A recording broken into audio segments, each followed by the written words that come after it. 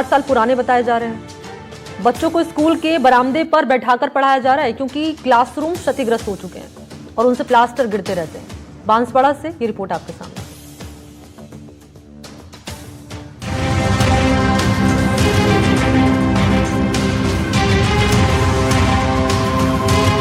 बांसवाड़ा जिले की बात करें तो यहाँ पर 200 से ज्यादा राजकीय उच्च प्राथमिक स्कूल जर्जर अवस्था में हैं और इन जर्जर भवनों में बच्चे पढ़ाई कर रहे हैं। सियापुर के अंतर्गत आने वाले राजकीय उच्च प्राथमिक विद्यालय बलोदरा में कक्षा 1 से 8 तक के 166 छात्र छात्राएं जर्जर भवन में पढ़ाई करने को मजबूर हैं।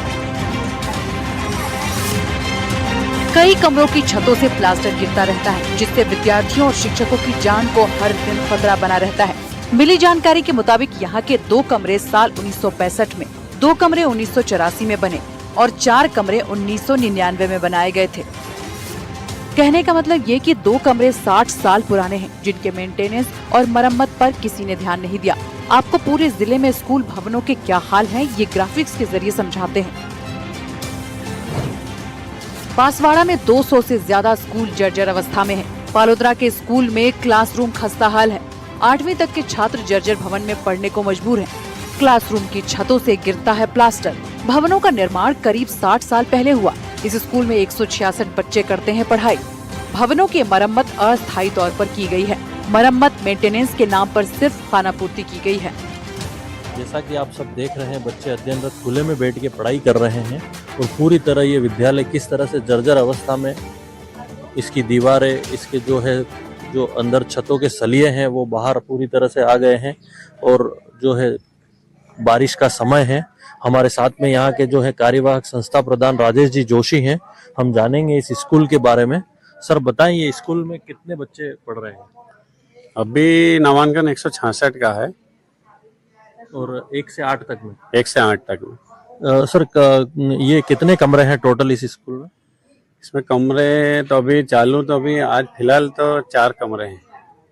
टोटल वैसे कितने कमरे थे? 8 कमरे थे। अच्छा। एक में आंगनवाड़ी है, एक में पोशाहार बन रहा है, बाकी 6 कमरे हैं और कक्षा संचालित हो रही है। उसमें भी आज 2 कमरे जो उनके हालत जर्जर है, इस कारण बंद कर दिए।